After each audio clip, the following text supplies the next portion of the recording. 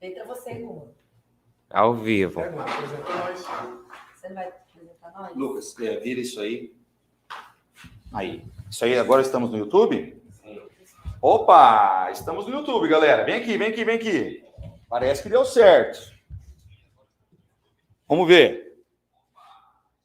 Estamos ao vivo? Senhoras e senhores, sejam bem-vindos à primeira live do Mega Intensivo. Nem tô com a camiseta oficial, porque não era para eu estar aqui, eu sou o cara do bastidor. Hoje nós vamos apresentar para vocês professor João Muniz. Salve, galera. Professor Fabiano. Cadê? Ali, a câmera tá ali. Aqui. A gatíssima professora Joyce, que veio brilhantar a nossa noite. Boa noite, pessoal. Que maravilha. Estamos ao vivo, nem acredito que deu certo. Olha, é o seguinte, tá estourando todo mundo. Como você sabe que tá estourando? Estourando a cor, a coloração. Tá. Ô, Joia, vai ali, ó. Pessoal, é o seguinte, deixa eu falar aqui com vocês, então, rapidão. Nós vamos fazer aqui uma live hoje voltada para humanas. É a nossa primeira live. Tivemos uns probleminhas técnicos, que é a primeira, né? A gente nunca sabe fazer direito. E é o seguinte, hoje nós vamos trabalhar com humanas. Nós vamos mostrar um pouquinho da nossa equipe do Mega, porque nós vamos fazer uma revisão de segunda fase, né? Para a Unesp, e aí nós estamos aqui com os nossos mestres das humanas, das ciências humanas. A professora Joy, que vai de história, vai um pouco de arte, e aí o João Muniz também vai complementando na arte. Professor Fabiano na geografia, o cara é ímpar, sensacional, só gente fera, especialmente para vocês. Então, quem tiver aí, estiver vendo agora ou estiver vendo a gravação, já deixa o like, já comenta, já dá um salve. E quem nós vamos começar? Nós vamos começar com o João Muniz? Ok, João Muniz, vamos fazer o seguinte. Vai lá, João, que eu vou arrumar aqui enquanto isso que está um pouco estouradinho. Vou deixar esse retorno para você. Esta câmerazinha. Nós vamos levantar um pouquinho mais. Como é que eu vou fazer o negócio? Quem sabe faz ao vivo. Faz aí. Captação de som, será que tá boa? É microfone. Tá, eu fico mais perto aqui. Tá desproporcional, Suave. é de propósito. Como assim desproporcional? Tá levantado ali na frente, tá caído aqui. Oi? Aí. Não, melhor é ao vivo, Joyce. Que Aí, edital. Não, sem edição. Olha lá. Você vai derrubar esse monitor? Ô, João, você tem Diga. algum... Não. Vai ser tete a tete. Tá no tete a tete. Muito bem, nós temos 13 pessoas ao vivo. Olha só. Bora. Bora. Da tecnologia. Bora lá, Guma? Bora lá. Gente, boa noite para todo mundo. Não sei quem vai ver depois, vai ser bom dia, boa tarde, mas enfim. Então, bom dia, boa tarde, boa noite. Para quem está acompanhando, para quem vai acompanhar depois. A ideia da live hoje, eu acho que o Guma deve ter soltado isso no Instagram em algum momento, mas eu vou falar aqui de novo, se for repetitivo não tem problema, é a gente trazer aqui algumas ideias sobre vestibular, algumas coisas que tem em comum. E hoje ainda, nós trocando uma ideia, eu, Fabiano e a Joyce, nós pensamos pensar é complicado, hein? É uma redundância absoluta. Mas vamos lá, é ao vivo. Nós trocamos uma ideia para trazer para vocês algo em torno de Brasil, república, industrialização e etc. Tá? Então, eu vou trazer um pouco aí oligarquia, Vargas, pós-Vargas, o Fabiano vai pegar uma atuada dessa também no campo da geografia, o que tem para contribuir, e a Joyce vai falar sobre o modernismo. A grande palavra-chave para a gente é modernismo, e modernização, modernidade, tudo isso que envolve, afinal de contas estamos falando, esse ano, 2022, são 200 anos de independência do Brasil, são 100 anos de Semana de Arte Moderna de 22. Então, temos aí algumas aqui que a gente chama de efemérides na história. Alguns pontos que são importantes de ressaltar. O que eu quero falar com vocês aqui, 10 minutinhos, 8 minutinhos, no máximo, é pensar justamente como eu ia pedir para o Guma, quando a gente vai faltando assim, quando der uns 10 minutos, para dar um toque, para que eu possa ajustar aqui, para não ficar falando. Porque você sabe que o professor de humanas fala a noite inteira e mais um pouco, né? O que a gente tem de modernidade ali no começo do Brasil, século XX? Nós temos o seguinte, o Brasil ele avança, ainda que de forma mais lenta, né, em relação a outros países. Não podemos esquecer que o Brasil é o último país aqui da América a abolir a escravidão, em 1888. Vai instituir uma república muito tardiamente, em 1889, enquanto que outros países da América já tinham colocado na ordem do dia uma república. O Brasil demora um pouco mais. Então, tudo isso que vai acontecendo no país vai atrasando o avanço. E mesmo quando nós começamos com a república, ainda hoje estava falando sobre isso com alguns alunos. Quando nós instauramos a República do Brasil, isso foi meio que a contragosto. São dois grupos ali. São os republicanos históricos do interior de São Paulo e os jovens oficiais do Exército, os positivistas lá no Rio de Janeiro, que se juntam ali e fazem o que fazem no movimento republicano. Ó, semana que vem tem feriado da República, né? Então, ó, dia 15 de novembro é feriado da República, dia de vestibular. Então, o que acontece? Quando o Deodoro vai lá e dá o golpe com a galera do Exército, mais o PRP, Partido Republicano Paulista de São Paulo, eles, na verdade, estão lutando por causas próprias. A população não teve participação, a população não sabia o que estava acontecendo.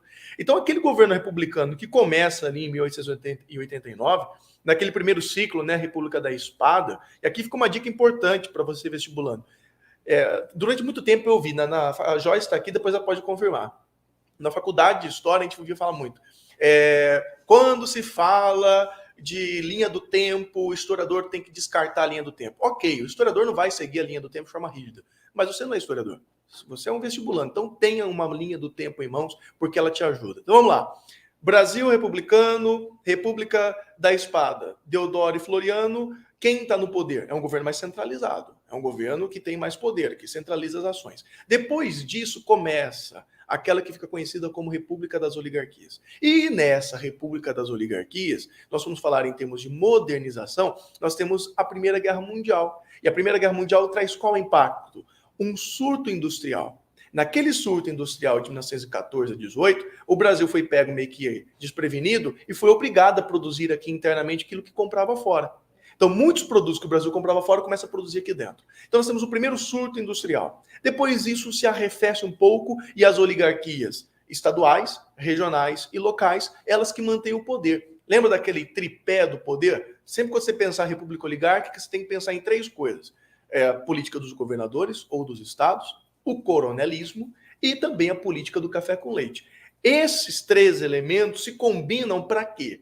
Para que algumas poucas oligarquias, ou seja, algumas elites, mantenham o poder político. A população, de fora, população esquecida, classe média e população trabalhadora, você nem ouve falar disso. No campo político não tem participação.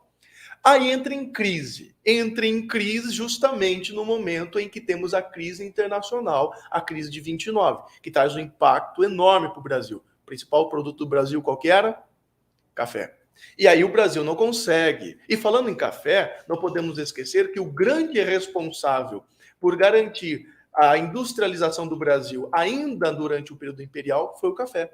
E é esse mesmo café que está em crise agora em 29 que faz com que o Brasil olhe, não temos mais as respostas. Aquela elite oligárquica que ficava se revezando no poder lá, São Paulo e Minas Gerais, aquela política do café com leite, a política dos governadores, aquela coisa de o presidente da República deixa as oligarquias locais fazerem o que elas bem entendem, enquanto que essas elites oligárquicas apoiam o governo federal dentro da Câmara. Aquele famoso toma lá da cá da política brasileira, porque nós temos um presidencialismo de coalizão desde o seu nascimento. Pois bem, agora eu tenho qual situação? Ali na virada dos anos 20 para os anos 30, a crise mundial obriga o Brasil a olhar para os seus problemas. E aí aparece a figura de Getúlio Vargas. Quando Getúlio Vargas chega ao poder, ele chega com a seguinte proposta: eu preciso dar conta da industrialização. O futuro do mundo, do Brasil, é a industrialização. O planeta passava por isso, o mundo passava por isso. E o Brasil quer se incorporar, o Brasil quer se industrializar. Aí ele faz um pacto, um grande acordo. Com quem? Ele faz esse grande acordo com os caras da elite industrial. E qual é esse acordo? Eu vou oferecer a vocês um trabalhador disciplinado, organizado, que não faz greve, que está disposto, mas eu vou querer alguma coisa em troca. O que eu quero em troca? Para fazer esse trabalhador estar mais disciplinado, organizado, não fazer greve, estar produtivo, ele precisa ganhar um salário melhor, ele precisa ter 8 horas de trabalho, e vem todo aquele monte de leis trabalhistas que nós conhecemos com a Era Vargas. Então não se engane, Vargas é conhecido como pai dos pobres e mãe dos ricos, Justamente porque ele garante ao trabalhador uma série de direitos, o alcance de uma série de direitos, mas com a outra mão ele está entregando grande parte da produção e da capacidade de não organização desse trabalhador, porque está organizado pelo Estado, não é o trabalhador que se organiza. O movimento grevista acaba. Isso você vê ao longo dos anos 37 e 45, que é a proibição de greves. Né? Então, qual que é a situação que eu tenho? Um Brasil que se moderniza, um Brasil que cresce com Vargas, e quando termina a era Vargas em 45, que justamente se encerra com a Segunda Guerra Mundial, o Brasil que eu tenho é um Brasil que está entrando já na fase de industrialização.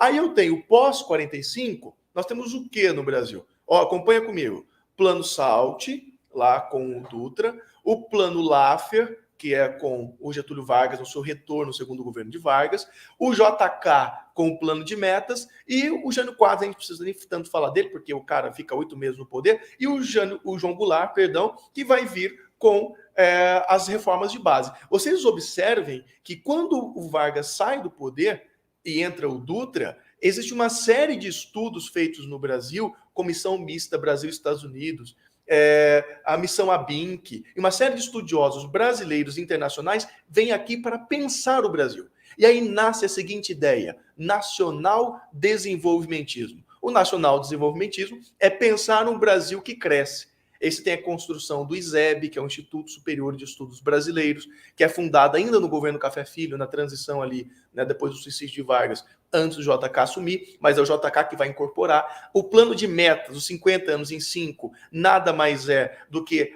o ápice desse nacional desenvolvimentismo que começou no segundo governo de Vargas, mas que já tem um pezinho no plano SALT, lá do Dutra. Resumindo, esses anos 40, 50 e 60... é uma preocupação com o grande investimento do Estado, e esse Estado que investe em várias áreas da economia, ele vai aos poucos mostrando-se para que veio. Mas não se engane, aqui eu vou reforçar uma coisa que é fundamental, o Fabiano vai comentar daqui a pouco sobre isso, mas uma coisa que eu acho que é fundamental entender. Esse Brasil, da República Oligárquica, lá dos anos 20, que já tem uma demanda, você tem a greve geral de 1917, que já tem uma demanda do trabalhador, já está aparecendo esse trabalhador na órbita da política brasileira.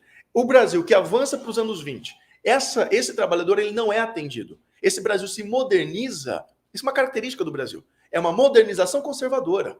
O Brasil cresce em muitas áreas da indústria, o Brasil cresce em muitas áreas de produção, o Brasil cresce na área industrial, mas ele ainda mantém uma velha oligarquia da terra, mantém ainda velhos privilégios, ainda mantém uma série de organizações sociais e uma estrutura econômica que não se moderniza. O Vargas, pela primeira vez, e aqui não importa, se foi para poder atender os interesses de uma elite industrial, se foi para atender uma elite que estava já nas cidades, ou para atender interesses próprios, porque Vargas é um amante do poder, não interessa. Vargas, de fato, trouxe para o trabalhador brasileiro, pela primeira vez, esse trabalhador ele faz parte de algo na história do Brasil republicano, pela primeira vez. E quando você vai avançando nos anos 50, isso já fica mais distante com Dutra, volta um pouco com Vargas, mas não dá tão certo no segundo governo, e quando a gente fala de JK, esse trabalhador ele vai ficar ainda mais distante. Então percebam que quando a gente fala de Brasil, João, o que eu tenho que guardar então de Brasil republicano, modernização, Brasil que se industrializa? Uma modernização conservadora. Eu tenho uma elite que cresce, que ganha dinheiro com isso, que se fortalece ainda mais economicamente e politicamente, enquanto que o trabalhador pontualmente, principalmente na era Vargas, pontualmente ganha algum relevo, algum protagonismo, ainda que isso seja interesseiro da parte de Vargas e das elites, mas mesmo assim ganha, mas ao mesmo tempo, ao longo dos anos 50, ele vai perdendo. E JK é a prova viva disso, ok? Então, só para fechar, lembrem-se, modernização conservadora. Eu industrializo, eu cresço, eu avanço, mas eu ainda tenho uma população, majoritariamente a população mais pobre, ainda distante do poder. Gente, eu espero ter contribuído com vocês. O Fabiano já está entrando aqui para continuar nessa toada com vocês aí. Mas lembre-se, por favor, essa não é a primeira live que vai acabar já agora. A gente vai ter muitas ainda. Fiquem atentos no canal. Sigam a gente lá no Instagram. Fica atento que a gente vai lançar muita coisa para vocês ainda, a gente vai incrementar muito isso, tá? Eu queria pedir desculpa aqui para vocês desse começo aí que foi meio, né, a gente passou os perrengues, mas, isso é ao vivo, isso acontece, é a vida como ela é. Bora lá, Fabiano. Bora? Bora. Vamos lá, então. Boa noite a todos, tá? Pessoal, eu estou aqui para tentar contribuir um pouquinho aí com o pessoal, né, da história, né? Tenho 2 parceiros aqui da história junto comigo, né? E precisava representar o time da geografia também, né? Então é por isso que eu estou aqui para tentar ajudá-los, né, nessa fase, nesse momento aí do vestibular. Pessoal, o que sobrou, né, para mim, para eu poder comentar um pouquinho com vocês, para ajudar vocês nesse momento aí, foi a parte da industrialização brasileira, tá? Você sabe que é um assunto super importante no vestibular, tal, né? Falar sobre a industrialização do nosso país. A industrialização, ela está presente em todos os vestibulares, não importa se for o Enem, não importa se é FUVEST, VUNESP, seja o que for. Industrialização é um tópico importante dentro da geografia, tá? O João, ele já comentou algumas coisas, né? O João já fez uma introdução aí e tal, sobre o governo Vargas, falou um pouquinho também do Juscelino Kubitschek e tal. Então, eu vou entrar nessa parte específica da industrialização. Pessoal, primeira característica importante da industrialização brasileira. Ela foi tardia, tá? Ué, Fabiano, tardia, por quê? Né? Em comparação com outros países, o Brasil demorou para se industrializar. O Brasil, na verdade, ele acelera seu processo de industrialização a partir da década de 30, de 1930, tá? Mas, Fabiano, quais foram os problemas da industrialização brasileira antes do século XX? O que pegava para o Brasil aí para ele conseguir se industrializar? Olha, gente, no período colonial, o grande problema chamava-se Pacto Colonial, tá? O que era o Pacto Colonial? A colônia não podia competir com a sua metrópole, tá? Então, nos séculos XVI, XVII, XVIII, o grande problema do Brasil foi o chamado Pacto Colonial. O Brasil não podia ter manufaturas, porque ele não podia competir com Portugal. Então, esse foi o grande problema do período colonial brasileiro, tá? E no século XIX, qual foi o grande problema da industrialização brasileira? O Brasil, no século XIX, a gente já tinha algumas indústrias, sim. O problema foi a chegada da família real portuguesa, em 1808, com a abertura dos portos às nações amigas, tá? Que a gente conhece muito bem como muito amiga, que foi, no caso, os ingleses, tá? O Brasil não tinha como competir com os ingleses. Então, isso foi um problema para a industrialização brasileira do século XIX. Como competir com a maior potência da época, que era a Inglaterra, tá? Então, no período colonial, o grande problema foi o Pacto Colonial. No século XIX, o grande problema foi a competição com os produtos ingleses, tá?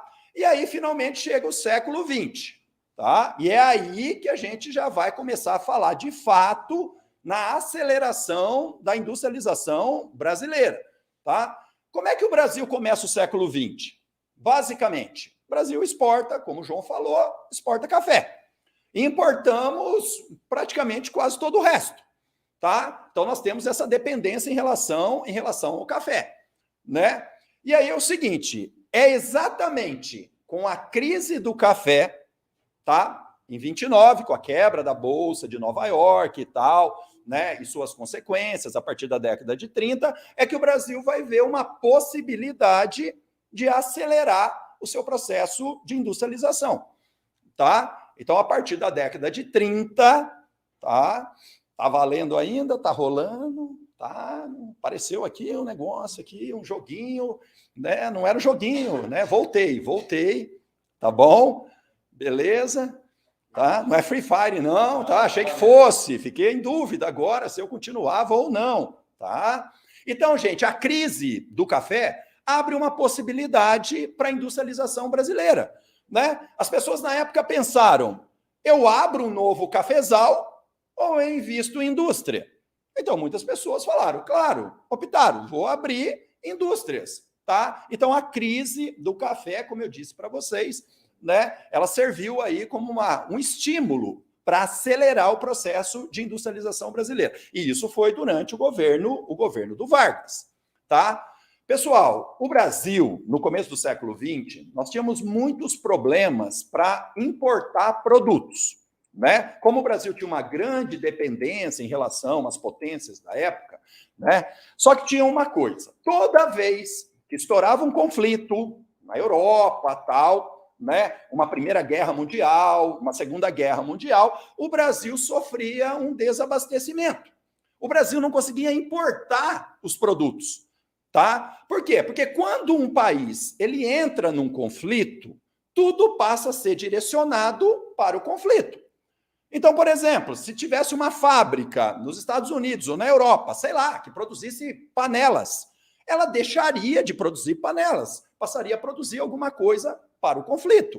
Tá? E o Brasil, a gente sofria muito nesses períodos, com esse tal desabastecimento que eu falei para vocês. Então, aí o Brasil, ele passa a adotar, isso é super importante para quem está estudando industrialização brasileira, uma política chamada substituição de importações. Qual que é a lógica dessa política? É passar a produzir aqui dentro alguns produtos que antes nós importávamos. E foi assim que foi o início do processo de industrialização brasileiro, baseado na política de substituição de importações.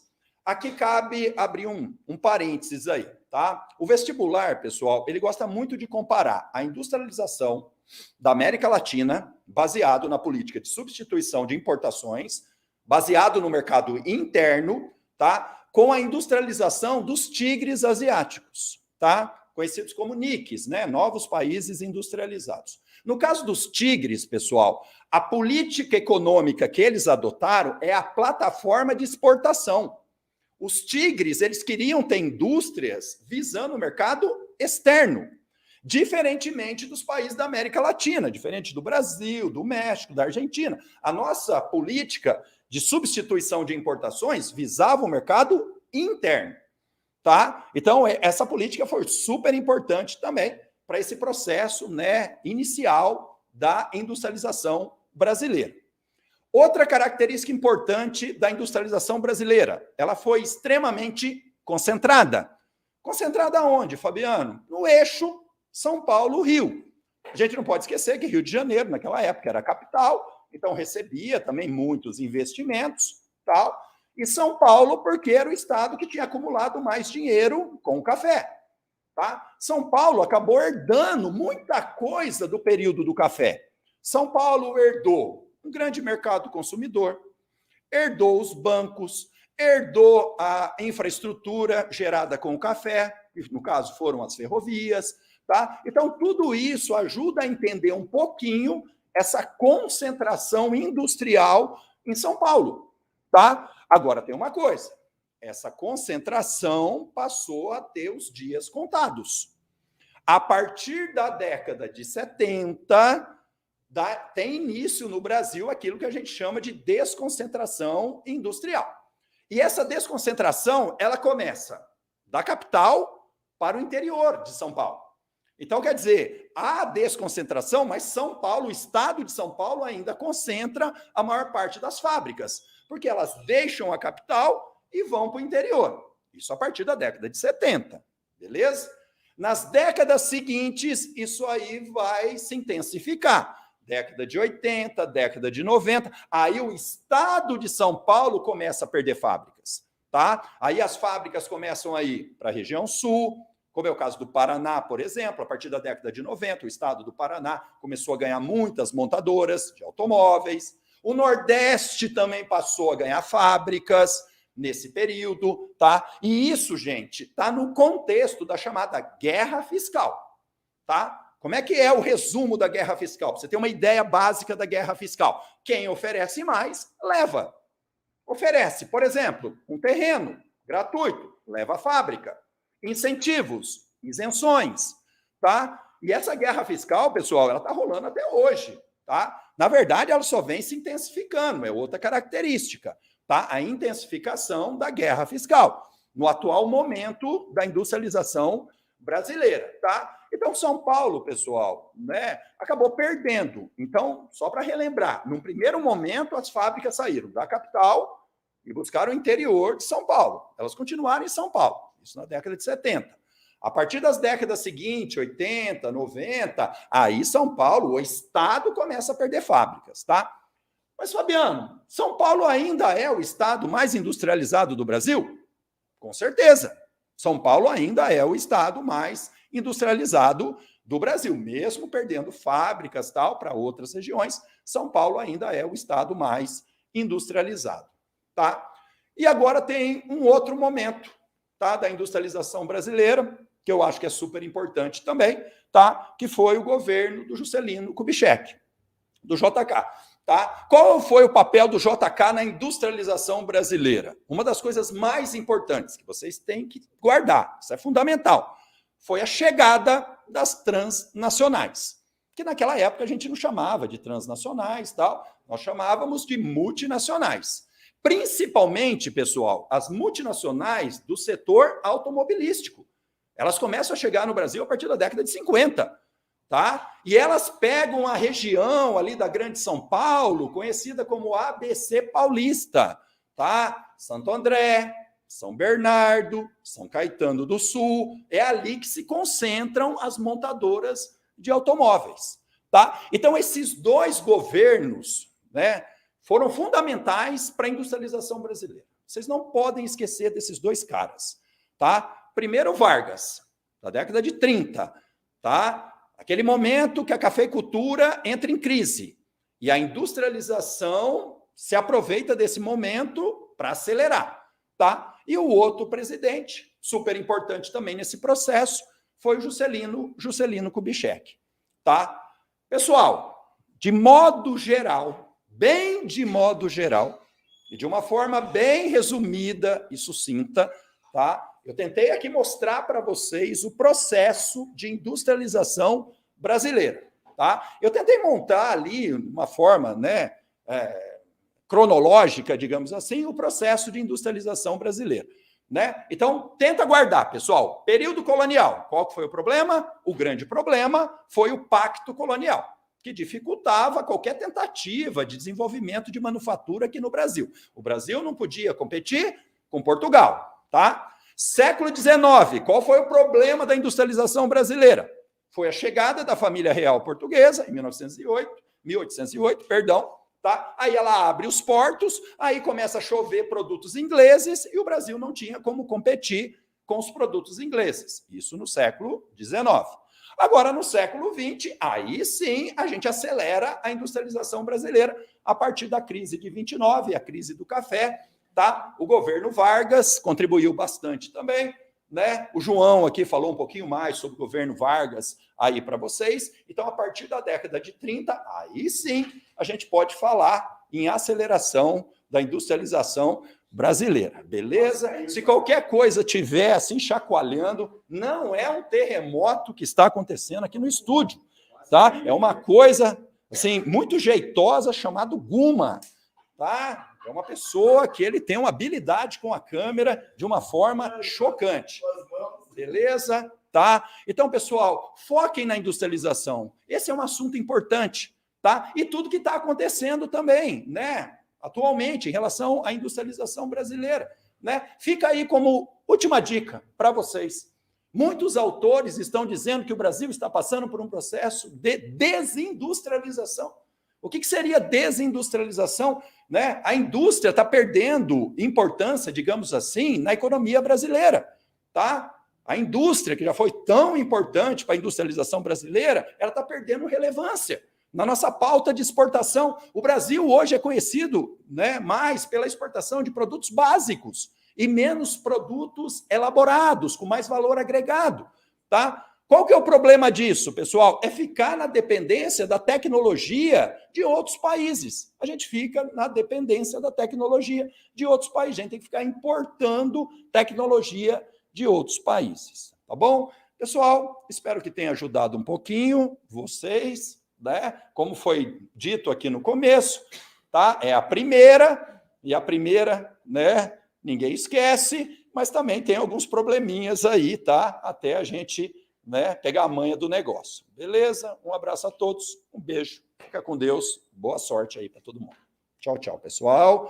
Tia Joyce chegando ao estúdio.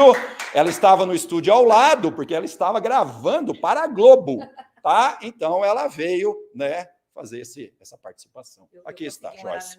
Muito obrigado. Beijo. Boa noite, pessoas bonitas. Boa noite, pessoas inteligentes. Boa noite só para quem é lindo e inteligente. Boa noite para o Guma também, né? Sim, o Guma não fica excluído. Beleza. A hora que você me avisa, por favor, a hora que eu posso me livrar desse aqui, né? Pessoal, vocês estão gostando? Espero que vocês estejam gostando. Eu estou adorando. É sempre muito bom ouvir meus colegas falarem, adoro. A gente é o time de humanas do Mega Intensivo daqui do Criativo. O Mega Intensivo, que é uma proposta muito legal, como o nome diz, né? É intensivão mesmo, voltado, no caso, para a segunda fase da Unesp, né? Então, você vai fazer a Unesp terça-feira, você vai para a segunda fase, lógico que você vai para a segunda fase. Porque, meu amor, você está aqui, ao vivo, no YouTube, numa quarta-feira, às 8h44 da noite, vendo aula. Claro que você vai para a segunda fase. Você é uma pessoa esforçada, você é uma pessoa dedicada, entendeu? Você vai para a segunda fase, tenho certeza disso.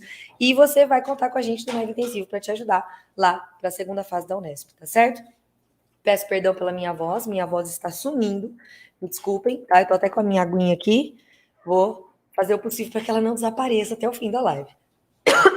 Desculpa aí a minha tosse. Bom, tá tudo bem, tá?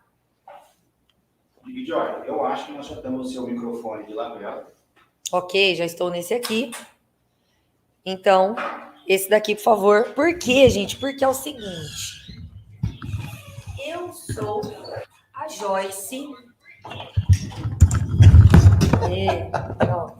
Eu sou a Joyce e sou professora de História, mas eu também sou professora de História da Arte. E é muito legal dar aula de História da Arte. O que foi, Guma? Fez uma barulheira aqui na frente. Fez barulho? Desculpa aí, gente, os problemas técnicos. É o Guma, né, gente? Tem que levar em consideração. Ô, Guma, eu quero um favor. Eu vou colocar seus slides. Por favor, eu trouxe imagens, né? Porque eu também dou aula de História da Arte, né, galera?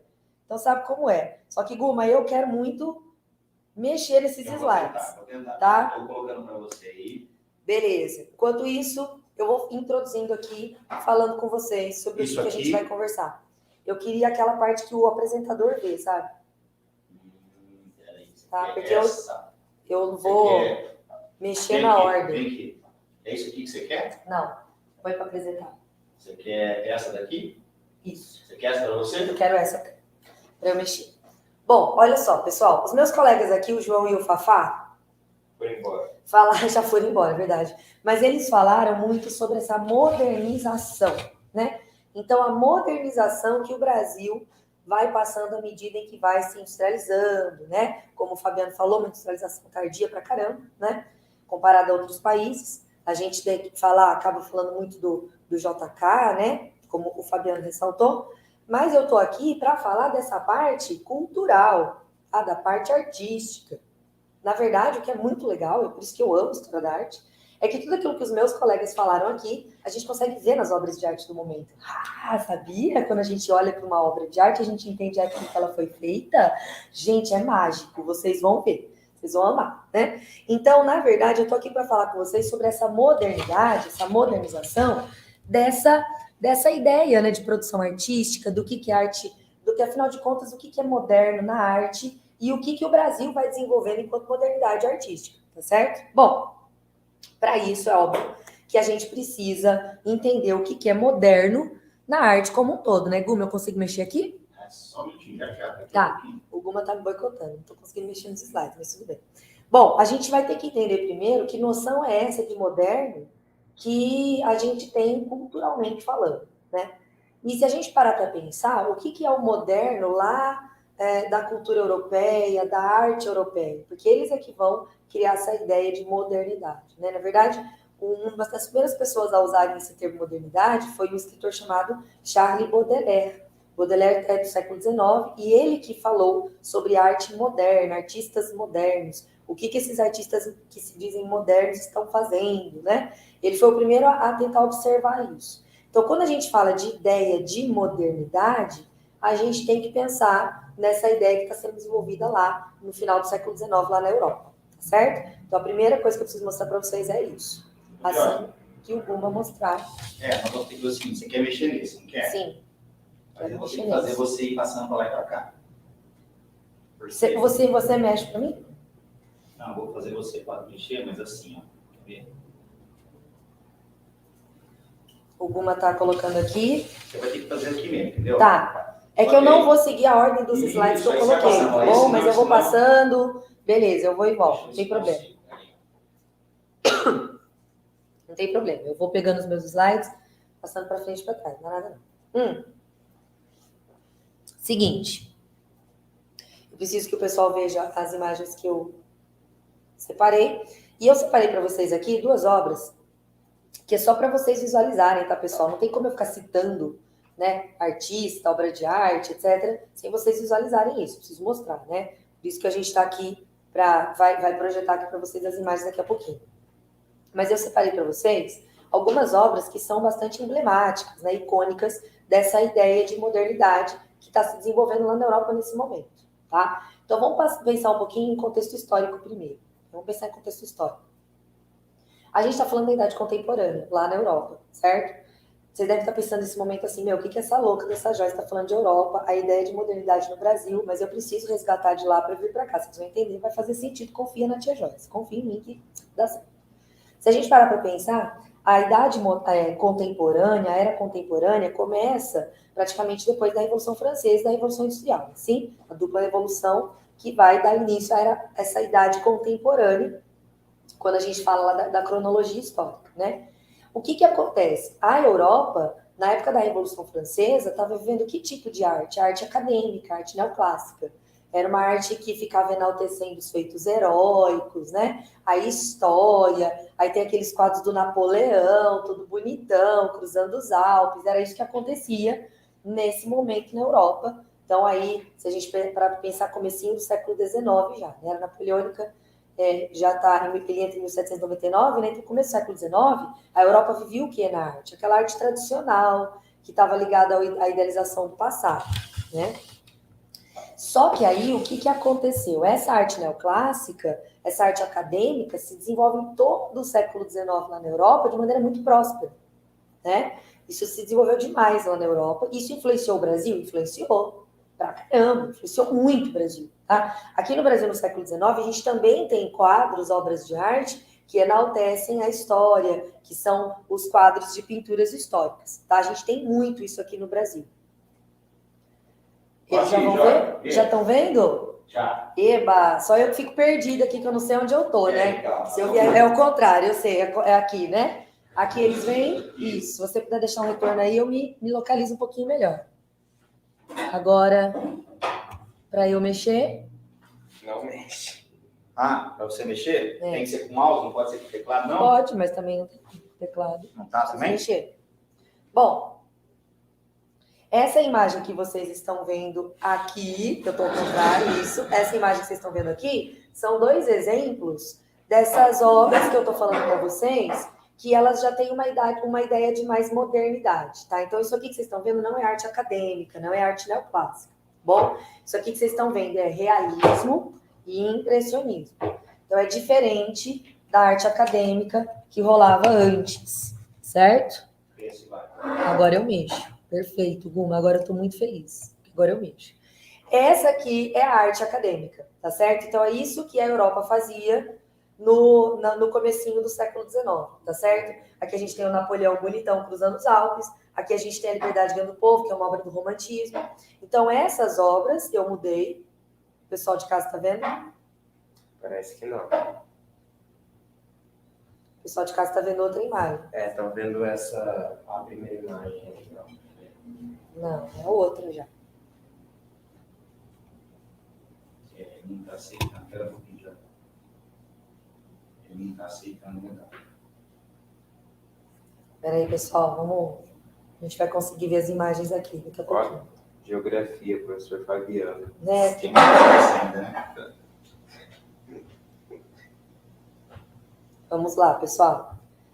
Toda essa ideia de modernidade que eu vou falar para vocês, por que eu estou resgatando de lá da Europa, enquanto o Guma coloca as imagens aqui para gente? Por que eu estou falando lá da Europa? Porque toda essa ideia de modernidade vai influenciar o que vai ser feito aqui no Brasil, né? Então, por exemplo, enquanto lá na Europa os caras estavam fazendo obras de arte com Napoleão cruzando os Alpes, com histórias do passado, idealizando aqueles feitos heróicos deles, lá isso estava rolando no começo do século XIX. Isso também rolou aqui no Brasil, muito, tá? Então, aqui no século XIX, a gente também tinha obras de arte exaltando, enaltecendo os feitos do passado, né? Então, se a gente pegar, por exemplo, existem muitos quadros que todo mundo já viu, eu tenho certeza que todo mundo conhece as obras relacionadas à independência do Brasil, O Grito do Ipiranga, Independência ou Morte, né, do Pedro Américo, são obras que são super, assim, elas são muito conhecidas aqui, estão no imaginário do brasileiro, né, relacionado, por exemplo, à independência do Brasil, mas isso tem a ver com uma arte que foi construída, é um quadro que é uma imagem construída, uma imagem que não é real,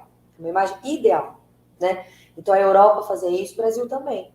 A gente tem essa relação, porque a arte acadêmica, ela se desenvolve aqui da mesma forma que se desenvolve lá. A família real veio e trouxe isso para cá. É como o Fabiano falou da família real. Eles vieram em 1808, trouxeram essa ideia de arte acadêmica para o Brasil. Então, ao longo do século XIX, a gente tem essa construção de obras idealizadas, né? O Independência ou Morte, a gente, no início do século XX, tem a obra do Tiradentes Esquartejado. São quadros que caem muito nos vestibulares, inclusive caíram na Unicamp agora, domingo. Caiu o quadro da Primeira Missa, agora há pouco na Unicamp, no domingo, e caiu o Independência ou Morte também na prova da Unicamp. Então, essas obras estão caindo muito nos vestibulares, mas elas estão ligadas à construção de uma história ideal. Né? Diga, Guma. Nós vamos fazer o seguinte, ó. Você... Vou puxar isso aqui. Parece que não, sim. Isso, eles estão vendo aqui. Joy, né? aí você vai fazer o seguinte, ó. Você consegue ver aqui, não? Consigo. Qual imagem você quer? Põe para... Não, mais uma para cima. Aqui já tá no máximo, aqui, ó. Não, então... Pode pôr essa. Essa? Não. Essa? Não. Essa? Vai lá onde você estava, que eu toco o barco dele. Independência. Isso. Põe, acho Napoleão, é esse. Isso, perfeito. Aqui? Isso, tá ótimo. Aqui, ó. Isso, era isso que eu queria, ó. Aqui, Europa, certo? Aqui, Brasil. Estão vendo? Então, enquanto os europeus idealizavam o Napoleão, certo? E mostravam todas essas batalhas que eles viveram nas revoluções deles, aqui no Brasil, os artistas idealizavam o Independência, o Grito do Ipiranga, idealizavam a Primeira Missa. Esses dois aqui caíram no Unicamp, tá, pessoal, domingo. E o Tiradentes Esquartejado, que já é do início do século XX, mas também é uma idealização. Então, isso aqui não é real, é ideal, é diferente. Isso aqui não foi desse jeito, tá, pessoal? A gente poderia fazer uma live qualquer dia só sobre esse quadro.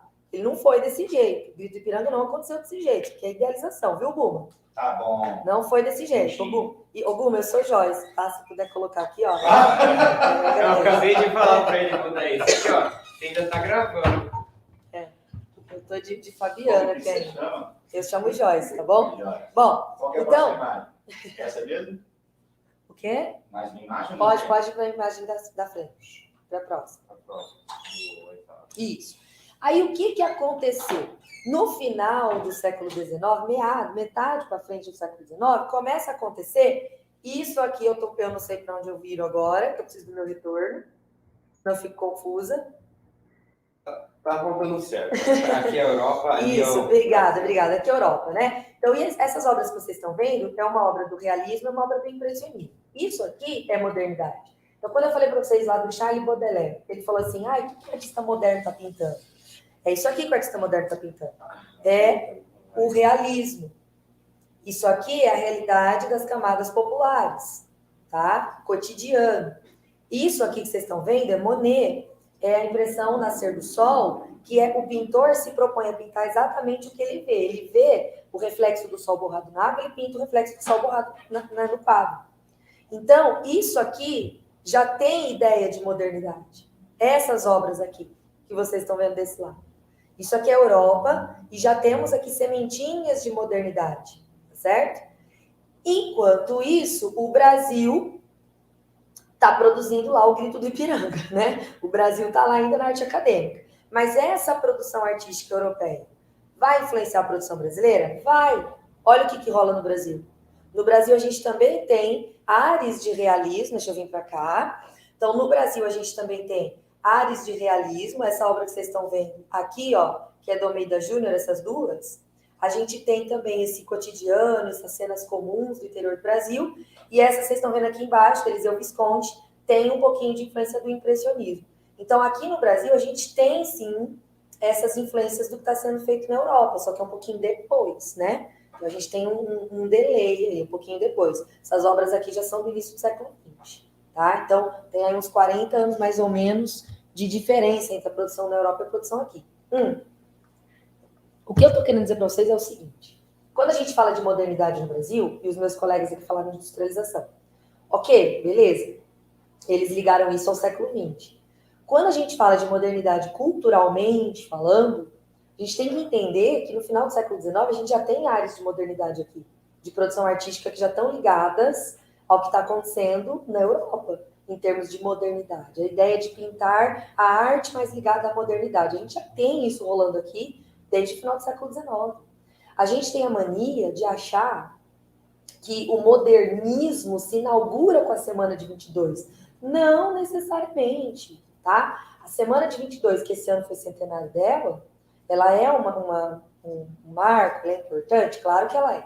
Ela é importante, porque ela chutou o pau da barraca, ela chacoalhou o bambuzal, entendeu? A Semana de 22 fez isso.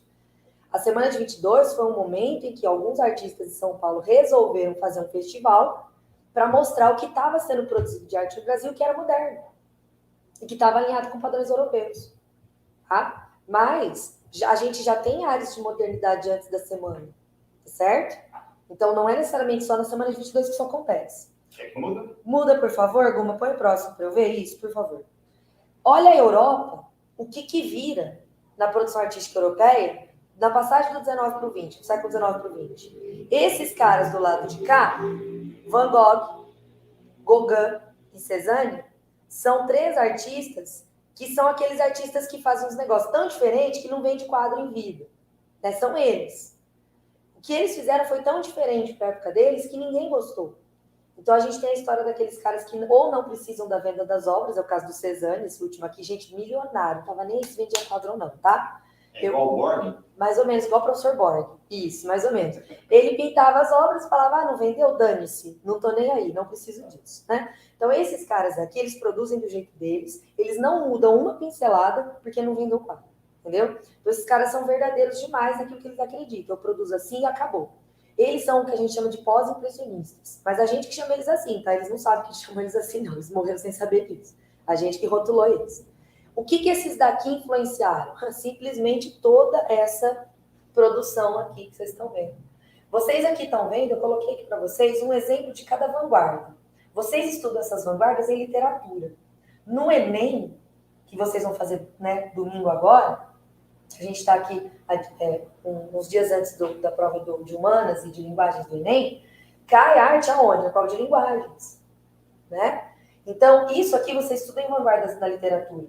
A gente tem aqui fauvismo, a gente tem futurismo, a gente tem abstracionismo, a gente tem expressionismo, a gente tem cubismo, abstracionismo geométrico, surrealismo e dadaísmo. Tá? Vários ismos aqui.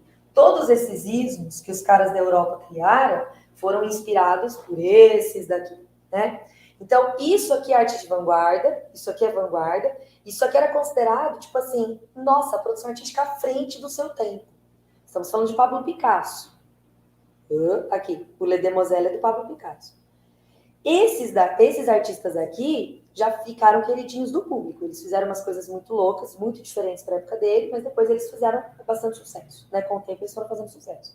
Será que isso aqui, tudo que está aqui atrás de mim, será que isso tudo influenciou a produção brasileira? Sim ou com certeza? Guma, o que você acha? Eu acho que sim.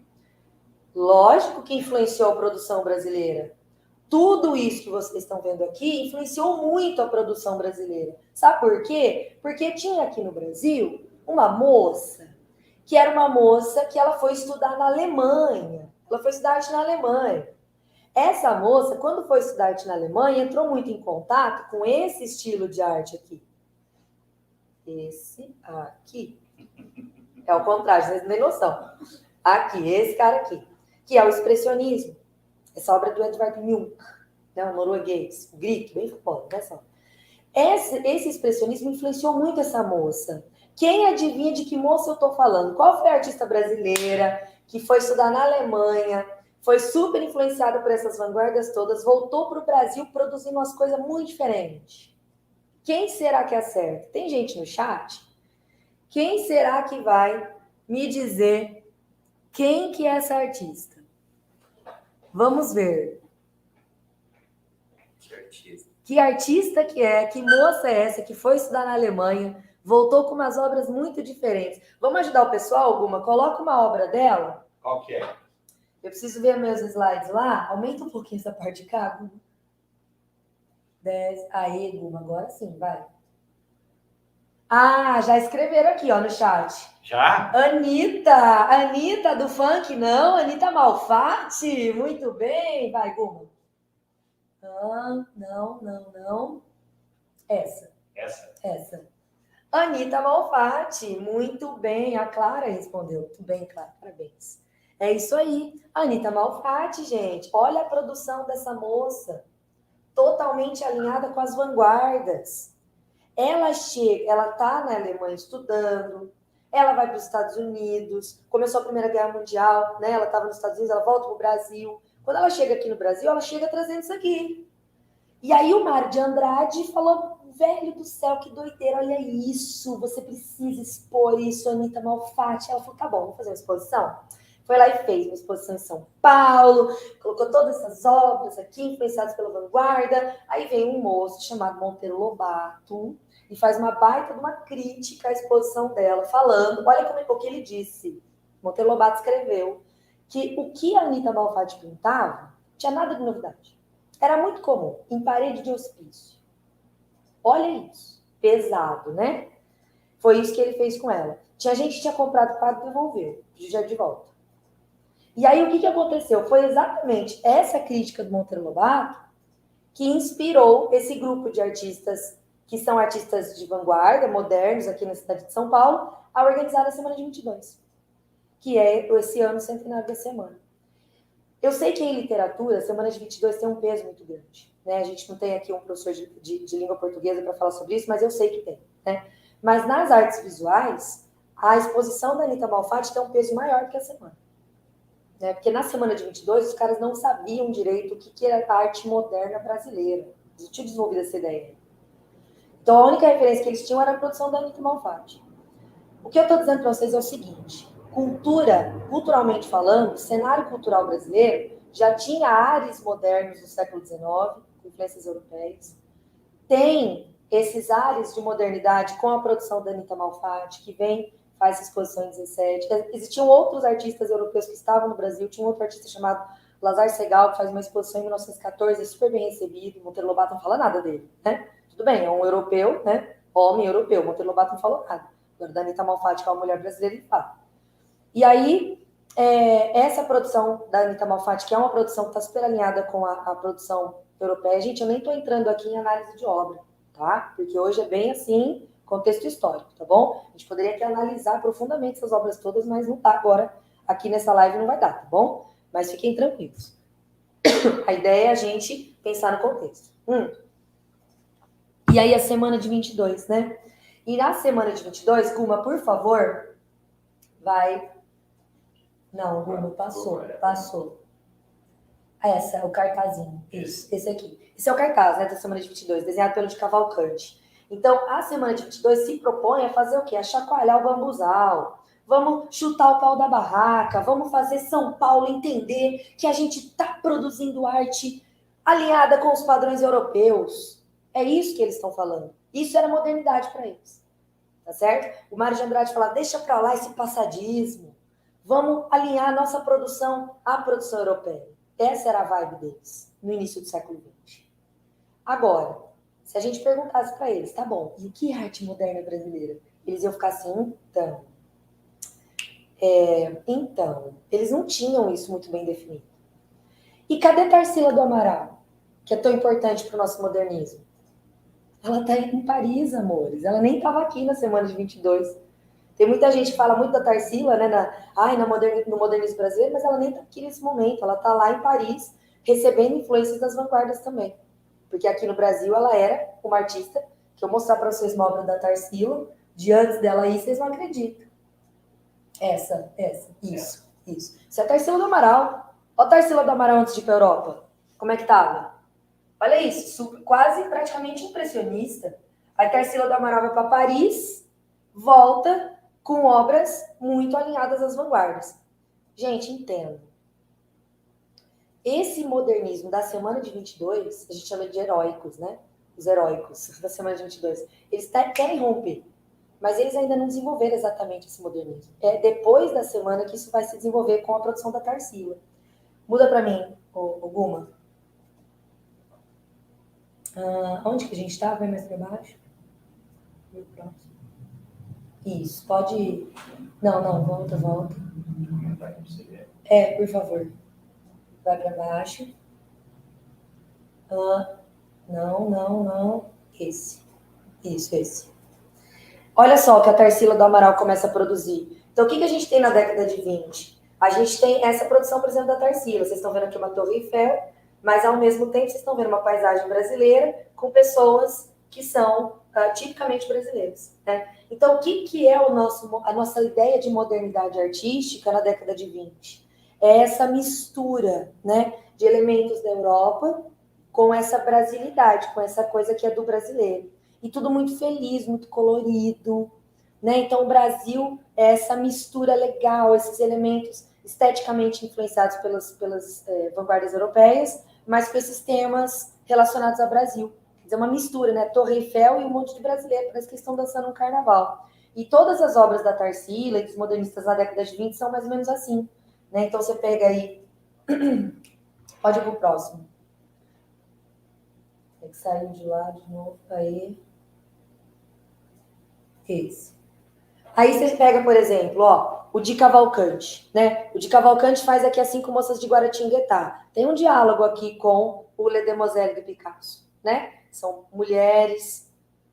Lógico que aqui a estética é cubista, né? Vanguarda cubista. Aqui a gente tem um pouco de influência cubista, pode ver que tá bem plana a imagem. Então você tem um diálogo entre a produção europeia e brasileira. E isso era visto como modernidade na década de 20. Vai, mais um. Quer dizer, lá na Europa tá rolando isso aqui, né? Então, o que é a ideia de modernidade lá na Europa? A gente tem essa pintura que vai se afastando da cópia da realidade. Né? Eles vão alterando a maneira de desenhar. Pode ir para o próximo, Guma. Já aqui no Brasil, o modernismo no Brasil, ele tem outro contexto. Quer dizer, desde a virada do século XIX para o XX, que a gente tem uma elite cafeira provinciana em São Paulo, que foi aquilo que o João falou aqui, né? Ele falou dessa elite cafeira provinciana que manda e desmanda, fica comprando café estocando em Santos, né? Coisa que eles inventaram. E aí a gente tem os artistas sendo muito influenciados pelo realismo e pelo impressionismo lá da Europa, certo? E essa produção, que é uma produção que se destaca mais, acaba sendo a produção da Anita Malfatti, e a semana de 22 vem com a ideia de chamar atenção. Então, na década de 20, a gente tem, sim, um modernismo ligado a cores muito vibrantes, a essa brasilidade que eu mostrei para vocês naquela obra lá da Tarsila, da Torre Eiffel, né? Então, era isso aqui, o modernismo brasileiro da década de 20. Quando é que a gente começa a desenvolver um modernismo que vai olhar a realidade brasileira? Que o Brasil é isso, é alegria? Ok, mas o Brasil é só isso? Não. Quando que a gente vai ter artistas que vão falar, não, tem uma modernidade, o Brasil de fato está se modernizando? Na década de 30, galera. Poxa, o João Muniz veio aqui e falou de década de 30. O Fabiano veio aqui e falou de década de 30. Falou de modernização, falou de Era Vargas. E eu aqui falando de novo, é na Era Vargas. É só na década de 30, na Era Vargas, que a gente vai ter um projeto oficial de modernismo, ligado ao Estado varguista, ligado ao Estado Novo. O Estado Novo em 37, né? Mas a gente vai ter aí, sim, na década de 30, a construção do que é esse modernismo brasileiro. Aí eles vão entendendo. Então, o que é o Brasil? O que é o Brasil? E aí a gente vai ter a resposta para o que é o Brasil. Guma, por favor. Vai para o próximo, isso. E aí vem o Bapuru, né, da Tarsila. E aí a Tarsila que desenha essa pessoa que está na pose do pensador, né? Ele está com a mão encostada aqui no rosto, apoiada na perna. Esse pé gigante, essa cabeça pequena, a gente está olhando de baixo para cima. Esse sol que parece uma rodela de abacaxi, mas também parece uma flor de cacto. Tarsila nunca deixou claro isso. E aí você tem muita influência do surrealismo, mas aí você começa a realmente pensar o que é o Brasil. E aí que vem a antropofagia, né? Você pega A gente come a arte europeia, a gente mistura com as nossas características e deglute a arte brasileira. Então, a gente precisa desenvolver aquilo que é brasileiro autêntico. E aí eu destaco para vocês a produção do Portinari. Além da Tarsila, isso põe mais essa da Tarsila, aqui, né, o Operários da Tarsila. Olha que belíssimo, a gente tem que voltar lá, Guma, por favor, isso. Tá vendo aqui, ó? Isso aqui já é modernismo mesmo, tá bom? De carteirinha. A gente está falando de pessoas que não têm uma característica visual. Qual é a cara do brasileiro? Várias, né? O brasileiro tem todas as caras do mundo. Não é verdade? E olha no fundo. O que tem no fundo? Tem indústria. Agora temos um processo de industrialização rolando.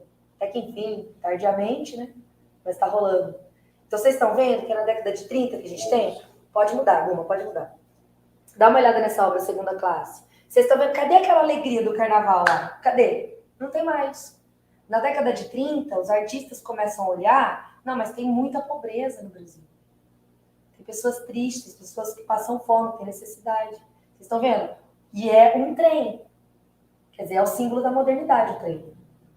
Então, olha que interessante, a nossa ideia de modernidade na cultura, na arte, ela vem acompanhada com a modernidade da industrialização, mas, ao mesmo tempo, de secar esse Brasil, que não é um Brasil só do oba-oba.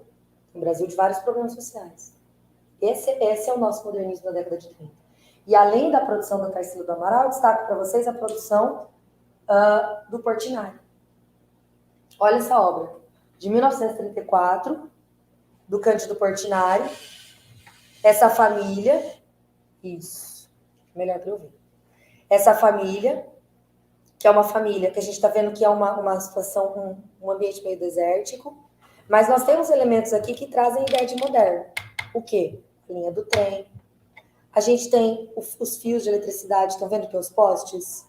Isso é ideia de modernidade. A gente tem desmatamento lá na montanha. Quer dizer, tem várias ideias que trazem a ideia de modernidade, vários elementos, mas ao mesmo tempo a ideia de uma família que tem necessidades básicas. Isso é o nosso modernismo, culturalmente falando. Essa é a arte moderna brasileira, é assim que ela vai se desenvolvendo. Pula um, Guma, esse não. Desce, esse do café. Não, pra cima. Esse mesmo, isso. Não, tá, volta. O outro que tá. Esse. Olha o lavrador de café. Ele, com uma enxada na mão, certo? Olhando lá naquela direção. E tem um trem vindo, tá vendo? Ó, trem, vocês já entenderam que é símbolo de modernidade. E esse cara, além de observar a modernidade chegando, ele é agente dessa modernidade. Ele tem uma enxada na mão, ele tem uma enxada, né? E vocês estão vendo que tem uma árvore cortada? Ele faz parte do progresso. Então, isso é o modernismo brasileiro. É mostrar esse brasileiro que tem pés grandes, que tem força para o trabalho, tem mãos grandes, tem braços fortes, que trabalha, que olha essa modernidade chegando no trem, mas ele também é agente de mudança. Certo? Então, isso é o retrato do Brasil que esses modernistas trazem para a gente na década de 30. Alguma, deixa eu ver qual mais imagem eu coloquei. Pode pôr. Não tem como não falar, né? Do Criança Morta, da série Retirantes também do Portinari. Essa criança morta nos braços, né? E essas pessoas chorando, as lágrimas pesadas parecem pedras, esse ambiente desértico, né? Isso é Brasil, isso é a realidade do Brasil. E olha, já estamos em 1944, né? Quando essa obra é feita. Ainda não era Vargas. A Vargas vai ter 45, né? Põe lá, por favor, Guma, para eu só concluindo. Põe nesse... Não. Esse. E para ir finalizando a minha fala, na Era Vargas, a gente também tem a arquitetura modernista sendo exaltada, né? Esse aqui é o edifício Capanema, que foi construído para ser a sede do Ministério da Saúde e Educação, na Era Vargas, e ele é projeto de arquitetura modernista, né? Esses azulejos são do Portinari, essa arquitetura que eleva o prédio, né? Com esses pilares é arquitetura modernista, terraço-jardim, né? Isso é também um projeto de modernidade ligado ao governo Vargas. Vai para o próximo, Guma. A Pampulha. O Fabiano não falou do JK agora há pouco? Quem mandou construir a Pampulha foi o JK. E quem projetou a Pampulha, que é um complexo que fica em Belo Horizonte, já foi o Oscar Niemeyer.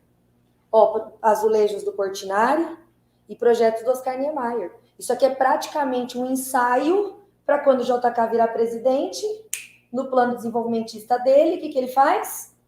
Brasília. Símbolo de arquitetura moderna, exemplo de modernismo para o mundo inteiro. A maior área, maior quilometragem tombada pela Unesco como patrimônio da humanidade. Projeto do Oscar Niemeyer, todos esses prédios, essa catedral de Nossa Senhora Aparecida, belíssima. Né? Então, essas curvas, essas linhas leves, né? O Oscar Niemeyer, que é o grande exemplo de arquitetura modernista que nós temos. Mas vocês estão vendo como é um projeto ligado ao governo, ao Estado? Né? E está ligado tanto ao Getúlio como ao JK, que são exatamente os caras, como vocês viram aqui o Fabiano falando, o João Muniz falando, que trouxeram essa ideia de modernidade para o nosso país.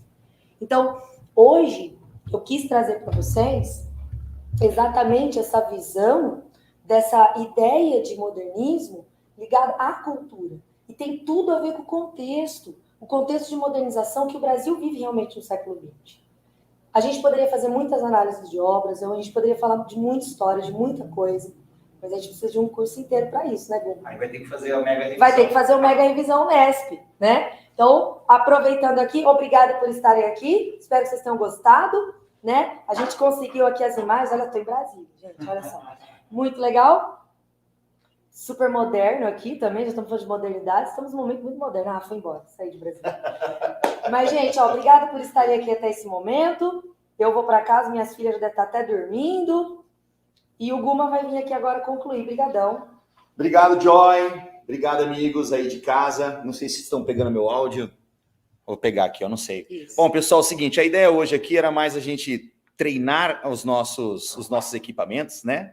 E que bom que você ficou com a gente até aqui, nesse momento. Agradeço. E é o seguinte, deixar avisado já, então, que nós vamos na segunda-feira, hoje é dia 9, é uma quarta, então na segunda próxima, que vai ser dia 14, que é mais fácil. Vamos fazer o seguinte, ó, dia 15 tem o Unesp, no dia 15 de novembro, no dia da primeira fase da Unesp, nós vamos abrir as vendas para você fazer a revisão da segunda fase. A hora que você estiver saindo do vestibular no dia 15, você terminou sua prova, você vai para sua casa, você já vai fazer aquela correçãozinha no gabarito, você vai olhar e falar, não estou na segunda fase. Você já vai procurar o mega intensivo e você já vai garantir a sua vaga na revisão da segunda fase da Unesp. São vagas limitadas, então no dia 15 nós vamos abrir as vendas para a revisão de segunda fase. Combinado? Sim. Tia Joyce e toda a equipe do Mega vai estar aqui. Obrigado, pessoal. Tenha uma boa noite a todos. Valeu. Fica aí, Tia Joyce, só para encerrar aqui. Ó. Tchau, pessoas bonitas. Tchau, Guma.